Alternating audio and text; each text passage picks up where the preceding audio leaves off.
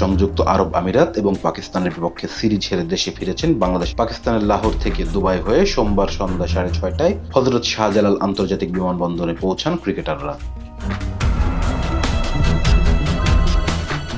এক ঝাঁক তরুণ প্রতিভাবান ক্রিকেটার এবং নতুন নেতৃত্বের হাত ধরে দারুণ কিছুর আশা করেছিল বাংলাদেশ ক্রিকেট ভক্ত ও সংশ্লিষ্টরা। তবে সাদা বলের ক্রিকেটে প্রথম অ্যাসাইনমেন্টে তরুণরা শুধু ব্যর্থই হননি, গড়েছেন লজ্জার ইতিহাসও। সংযুক্ত আরব আমিরাতের কাছে এর আগে কোনো ফরম্যাটে হারের মুখ না দেখা টাইগাররা এবার তাদের বিপক্ষে সিরিজ হেরেছে। শুধু তাই নয়, পাকিস্তানের বিপক্ষে লিটন দাসের দল বাজেভাবেই ধবলধোলাই হয়েছে।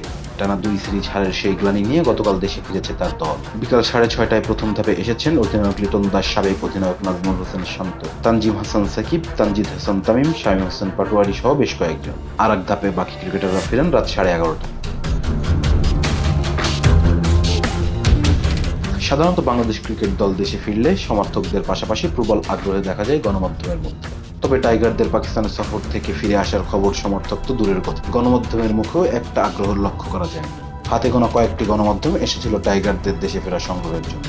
গণমাধ্যম কর্মীদের মতে দলের ক্রমাগত অবনতির কারণে দেশের ক্রিকেট থেকে মুখ সরিয়ে নিচ্ছেন জনগণ, ফলে গণমাধ্যমরাও আগ্রহ কমাতে শুরু করেছেন। Rezan Islam, B sports. Please subscribe our channel to get more information about Cricket World.